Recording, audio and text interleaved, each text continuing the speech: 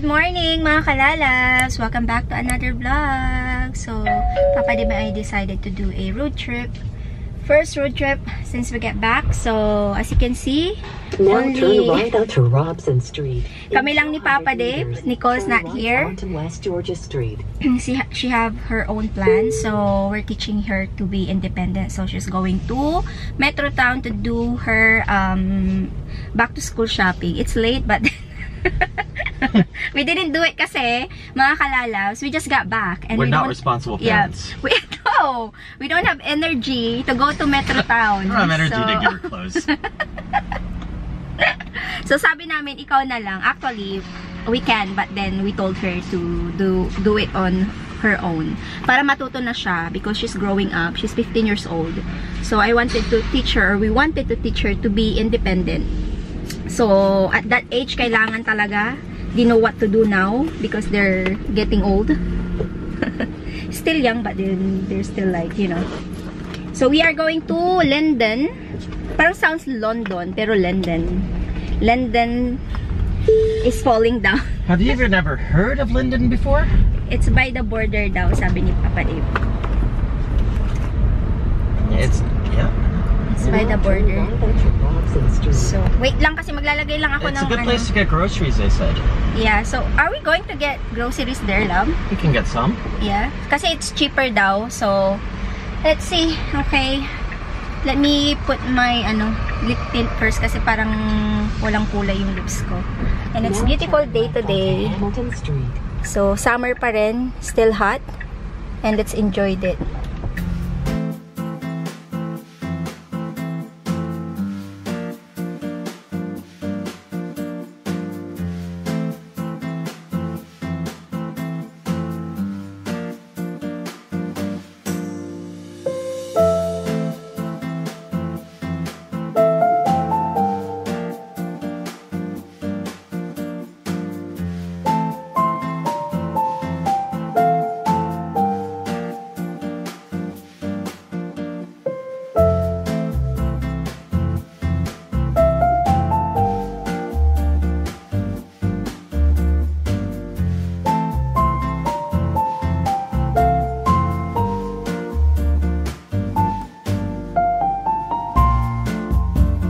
So, meron lang kaming sinaglit dito. Din-wrap off namin yung in-order sa amin na items. Wow, it's so clean here. It feels like at a different place. What do you call of these houses, love? It's a Townhouses. Townhouses. And then the other one, yung dinaanan namin, sobrang lalaking bahay. Let's show them the big houses. So, this is Surrey, but then which part of Surrey is this? Surrey is big. Yan, iikot tayo. Lalabas tayo. So, townhouses. You call it townhouses, those ones. I like the going, by the way? Here, straight. No, but where are we gonna charge? Where are we gonna eat? Oh, yeah, hindi pa pala kami kumain. It's already 12. I like this area, love. It's very clean, quiet. I wonder how much is houses here also because downtown is very expensive. Joyce, maybe it's definitely cheaper here. Yeah, cheaper for sure because it's far, right? It's far from other like groceries, far from restaurants. So for sure, it's cheaper. It looks empty, eh? Looks like nobody live here. True. Okay, let's find our place na kung saan kami kakain. But anyway, ang laki ng mga bahay, oh. He seems kind of famous. Charge muna kami ng sasakyan, mga kalalabs. And then, hanap kami ng coffee shop. Sana kami magla-lunch. Pero sabi ko kay Papa Dave, hindi ako masyadong gutom. Kape lang at saka tinapay siguro. And then, punta tayo sa windmill tuloy, sabi ko. Sa Linden na lang tayo magla-lunch, sabi ko. Kasi pupunta naman tayo doon. So, ayan. So, good luck? Let's go. Okay. Bago tong mga na to, charger ng sasakyan, ayun bago yung design. So, I think they're new. We've never been here. So, first time namin. Tinainita ako ni Papa Dave. Lab! That's a new design. This is a new charging station. It's our first time here, so... Where is a good place for a washroom? Washroom there, oh. So there's the Dalai Lama. O, ang daming ano din dito, oh, mga shop. So, may Dalarama, merong Subsea Supermarket, meron silang Michaels. I think inside the, I don't know. Starbucks has a CR. Yeah, okay. Hanap kami ng coffee shop. So, dumaan kami dito sa Safeway. Dito kami bumili ng snack namin ni Papa Dip. Thank you! Bili kami ng cafe. Sunshine ang pangalan. Wow naman si Papa Dip, Sunshine. So, nakabili na kami ng aming ano, pang snack lang. Para ano, hindi kami magutom. Pagdating namin sa Linden, doon na lang kami kakain. Ganda ng mga bulaklak, oh. I love flowers. Oy, namatay yung ano ko, snake plant ko. Baka bumili ulit ako ng isang ganyan, oh. $21. Pretty. Ganda-ganda ng mga bulaklak. Kain, mga kalalabs. Tapos na kami nag-charge. Kain lang kami ni Papa Dave. Tastes really good, this one. Kaso nga lang, $6 to. So, yung cookies sa Starbucks, napakamahal. Well, how much is it for the cookies? $3.95? Tsaka maliit lang siya na ganyan. Bibili sana kami, pero ito na lang. $6. 3 chicken strips and then, ayan, patatas. It's good. Kain po. So, dito kami sa border. And then, you know what happened? Papa Dave did something. May kapangalan siya. Ini-stop kami dyan, oh. Pero mabait naman sila. They're nice, actually. They're nice. Yeah. They're nice at this, US border. So, may kapangalan si Papa Dave. And then, they need to stop us because the name is, maybe he did something wrong. For sure. They will not gonna stop you, right? Well, somebody with the same name had a warrant out for his arrest. Yeah. What happened? So it's arrested, I think, or something happened. Yeah. So someone with my same name. Yeah. Ooh, crazy. Wow. Because I was worried too, because I got hacked, right? So it could be like stolen identity and then True. fraud or something. Who knows? True. So how would you have gotten home? What would you have done? Huh? How would you get home? I have Like right now, if they said, "Oh, sorry, Papa Dave's going to jail," and Oh, you're like, no. "What?" Then what would you do? I'm gonna Call Nicole? call Nicole. No. What I'm gonna do? No, I'm telling you, you're the adult here, and I'm going to call Josh and I will tell Josh is him. in Edmonton. Oh yeah, and you don't okay. know his number. Okay, I'm just gonna ask them how can I get home. How about this? Uber. Yeah, that's what I'm gonna say. Yeah. Like maybe taxi, Uber or something like that. So welcome to Linden. We're in Linden now? No, but we're in USA. USA. Welcome to USA. I can't believe that you have someone's like, same name as you. My gosh. Welcome to USA. USA. Let's see. I don't know why Papa they want to come here, but They did. look at that. They're like, "Why are you going there?" We're like, "Windmills." They're like, "Windmill." Okay. Windmills. They said enjoy. Enjoy the windmills. Welcome to Linden. It's beautiful town, right, love? Yeah, it's quite nice. Gustong-gusto ko yung mga bulaklak nila dito na sinasabit-sabit nila, oh. Sobrang ganda. So, punta kami dun sa windmill.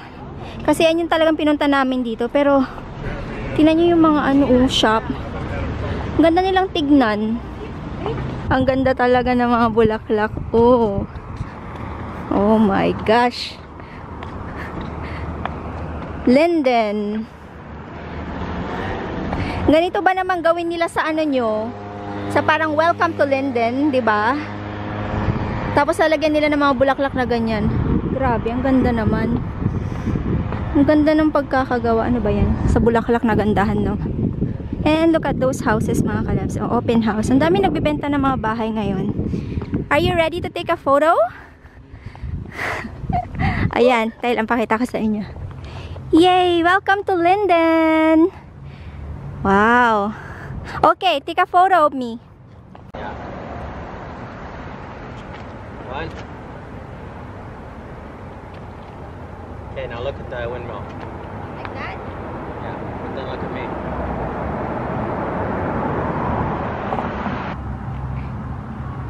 Tahimik dito, mga kalalas. I think because it's Saturday. I don't know. But it's a nice neighborhood. It's clean.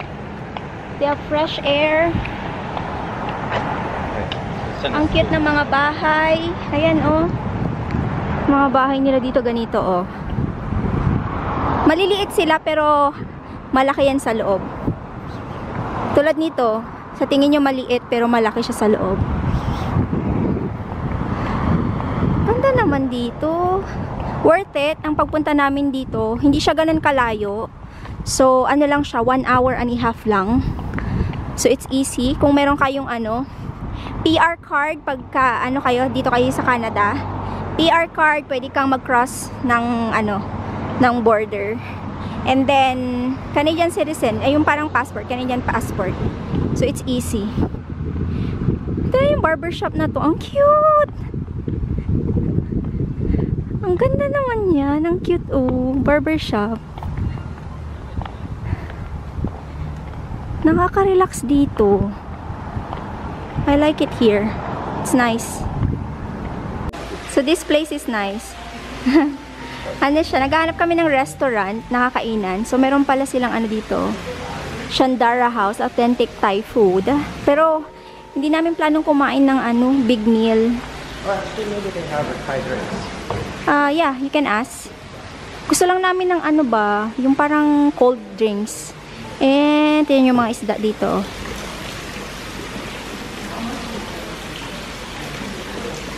Ang dami nila. Koi ang tawag dyan. Koi, diba? Koi fish. Koi fish ang tawag dyan. So, hanap kami ng cold drinks. Wala? Okay. Bye. Order kami ng aming cold drinks, mga kalalabs. Smoothies yung in-order namin. Ganda naman ng coffee shop na to. Kasi pwede kayong magbasa ng books. Ayan, ang daming It's nice. Habang umiinom ka ng kape, nagbabasa ka ng books. Oh.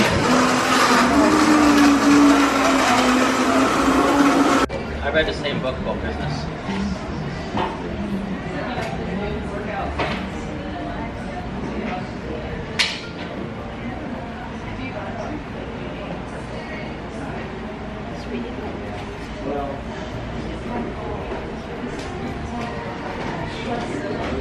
Bumili ng cookies si Papa Dave. Hindi kami masyadong healthy for today's video.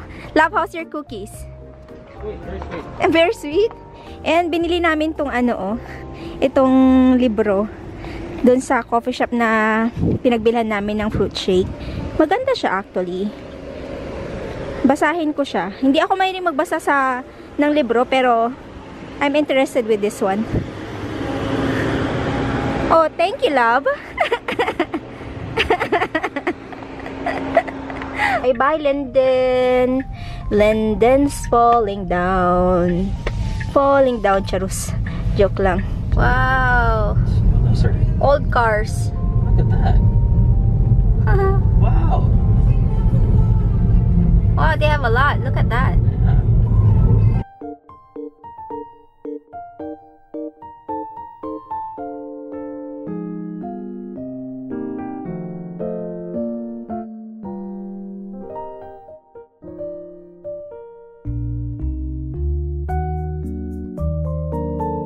So, we are past the custom border security Kenemi immigration.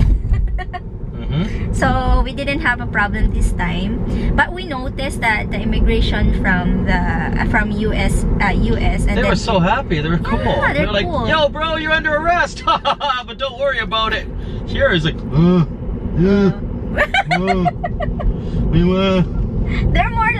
they're more like strict and something like they're more like sad or what are they? Yeah, he really didn't like his job. He's Yeah. like, where you been? Yeah.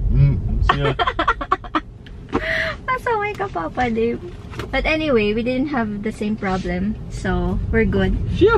Are we going home now? Yeah. Yeah, we not. Unless you we want to go to Banff. No, we didn't find any groceries that we can buy, we can purchase here in US. And actually, it's good that we didn't because they will actually. I think you're allowed to buy up to a certain amount, though. Oh, I see. Okay. Okay. What we got is book. So. 200 meters. Turn left onto kakabili ko lang ng grocery kahapon. Pero supposed to be, I will buy some meat from Costco, but I'll do that next day. Yes, okay, let's go home. Bahay na kami, mga kalalabs. Na-enjoy namin ni Papa Dib yung aming road trip. So, dumaan pala kami ng Urban Fare. Bumili lang ako ng green peas.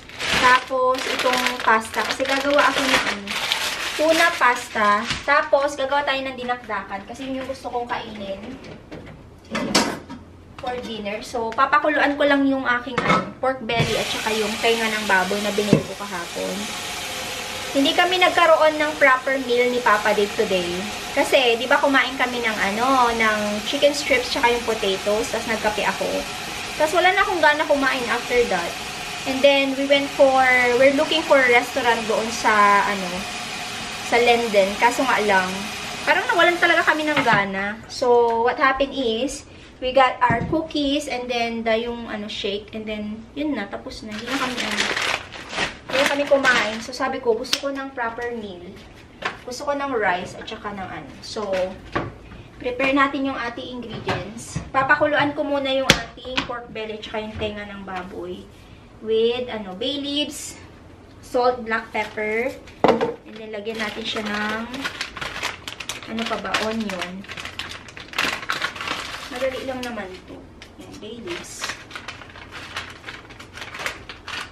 Lagyan ko din siya ng garlic. Garlic and then black pepper, onion. Parang magagamit ko pa kasi yung sabaw nito eh. Kaya yung... Hi, Ube! Wala akong yung black pepper na buo. So, yung ating gagamitin is durog.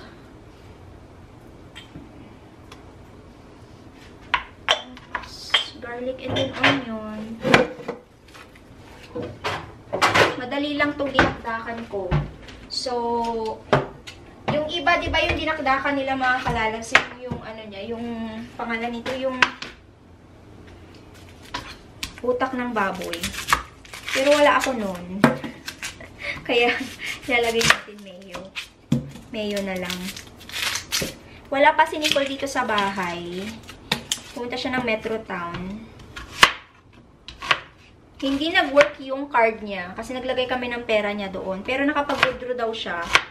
Pero ang problema is, hindi siya nakapag-shopping na gusto niya bilhin. So, hindi ko na alam kung ano nangyari. Ayan. So, kunin ko lang yung ating pork. O, diba? Hugasan ko lang to mga kalalay. Pakuluan ko to.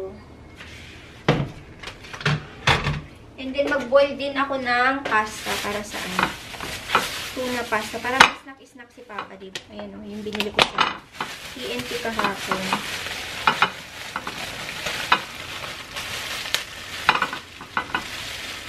Hugasan ko lang to. Wala nang pahinga-pahinga. Diretso na kaagad. Yan yung tenga ng Wala lang. Gusto ko lang to. Kasi, ito yung ingredients ni Ramsey. So, gagawin ko. Isutugasan ko. Actually, malinis naman na tomato. Pero hugasan pa rin natin. Tapos, ilalagay ko siya sa air fryer. Kasi wala akong dito. Grillan. So, air fryer na lang.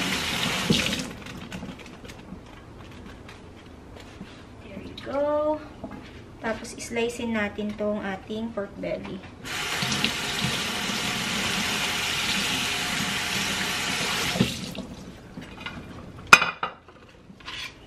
Islicein ko siya ng dalawa. Ay, nako.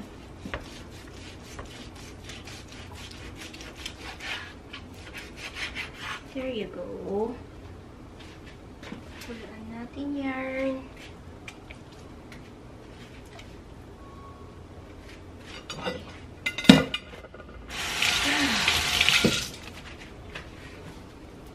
Yan. Ito yung itsura ng ating ilalaga.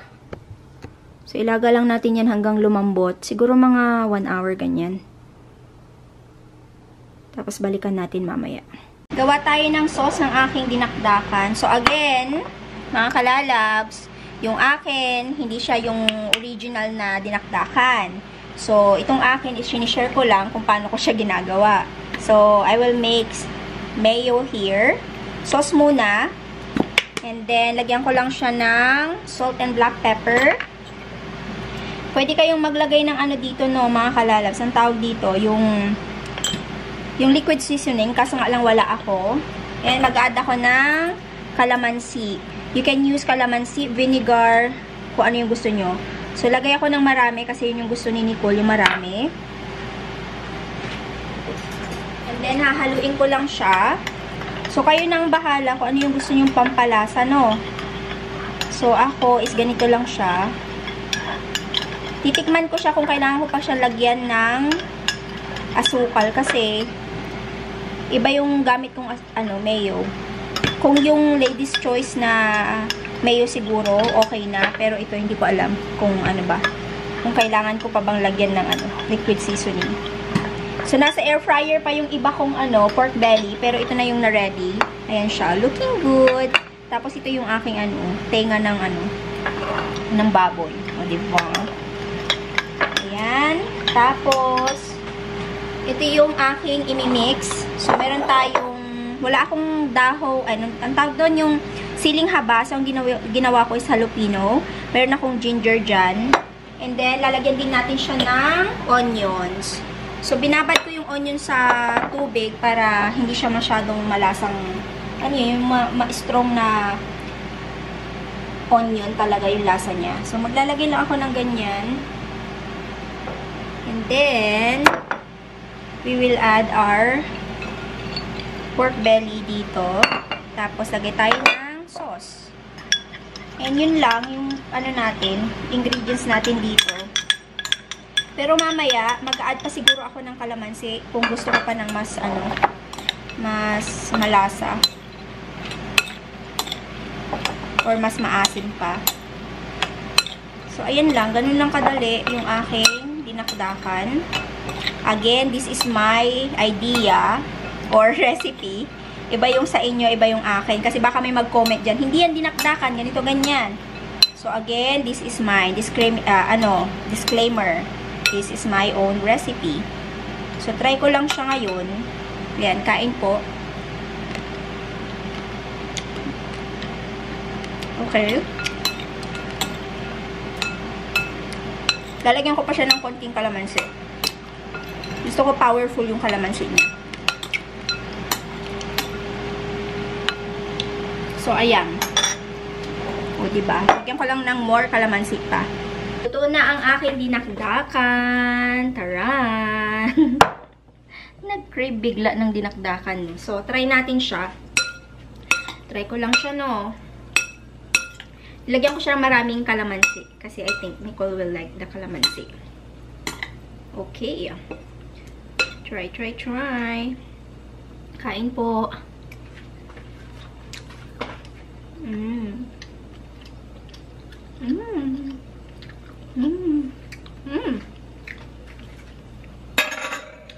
Yums. Nasarap. Especially yung itong tenga.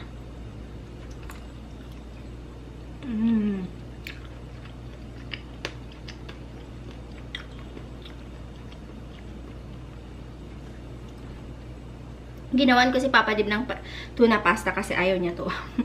Sabi niya, meron akong bad experience sa May bad experience ako sa dinakdakan na umuwi ako dyan sa inyo, sabi niya, sa Pinas. Kasi, yung birthday, kasal ni Idinel, di ba, nagkatay sila ng malaking baboy doon.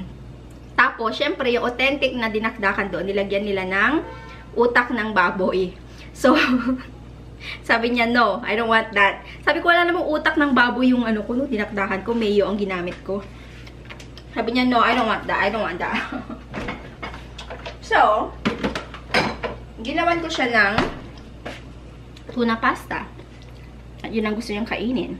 So, kami ni Nicole, kainin namin to. Madami to, pero syempre, hindi naman namin to kainin ng isang kainan lang, di ba?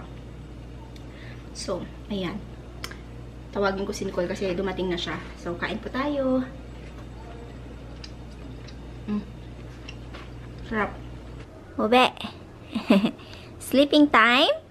Huh? Sleeping time? Oh, come here. Let's say good night na. Anong oras na mga kalalabs? Alas 9 na pala. 9:37. Tara na, tara na. Maglalaro naman to. Mag-good night na rin ako mga kalalabs, no? Tapos ko lang din nag-shower. So ngayon, manunod lang ako na saglit and then matutulog na rin. Upo. May paglaro muna ako dito sa aking baby. Ube. Say good night na. Ayan siya. Good night mga kalalas. Thank you all for watching. Kamo na Thank you all for watching. Good night. Bye-bye. Bye-bye. Say bye-bye. Bye-bye. Ikaw talaga. Sige. Good night.